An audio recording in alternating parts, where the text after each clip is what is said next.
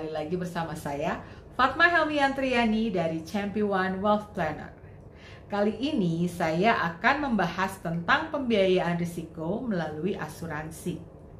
Ketika kita merasa tidak mampu membiayai sendiri potensi kerugian finansial akibat risiko kehidupan dan tidak ada teman atau kerabat yang bisa menjamin akan membantu keluarga kita, satu-satunya cara pembiayaan risiko yang bisa diambil adalah melalui asuransi.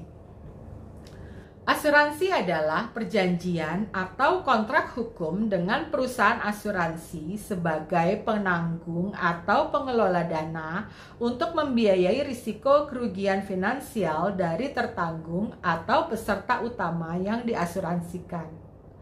Di sini, tertanggung atau peserta utama memiliki kewajiban untuk membayarkan premi atau iuran kontribusi kepada pihak penanggung atau pengelola dana.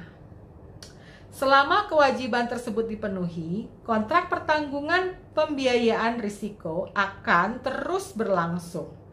Apabila tertanggung atau peserta lalai membayar premi atau iuran asuransi sebelum masa pembayaran berakhir, maka polis atau kontrak pertanggungan tersebut terancam batal dan risiko tidak dapat dibayarkan karena polisnya tidak aktif.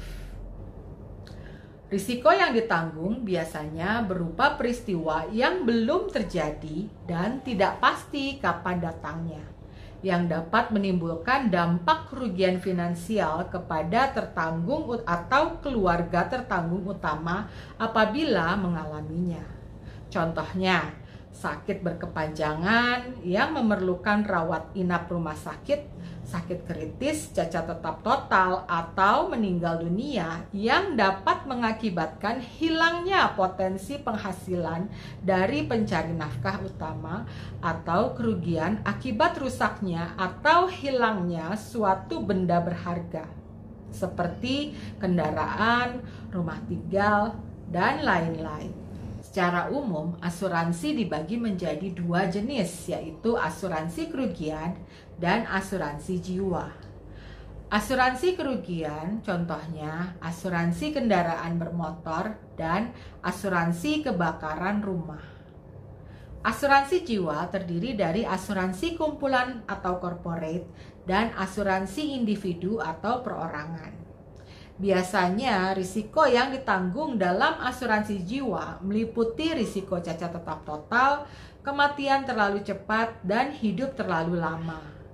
Selain itu, terdapat juga asuransi kesehatan berupa pembiayaan rawat inap rumah sakit, santunan harian rawat inap rumah sakit, dan santunan kondisi kritis. Asuransi jiwa individu ada yang tradisional atau asuransi murni, dan ada juga yang unit link atau asuransi plus investasi.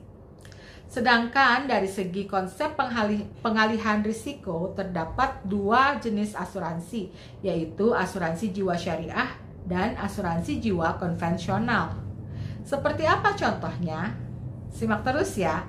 Jenis-jenis asuransi jiwa beserta fungsi dan manfaatnya akan dibahas pada video-video kami selanjutnya. Stay tune bersama saya, Fatma Helmiantriani, sahabat keuangan keluarga Anda. Salam planners!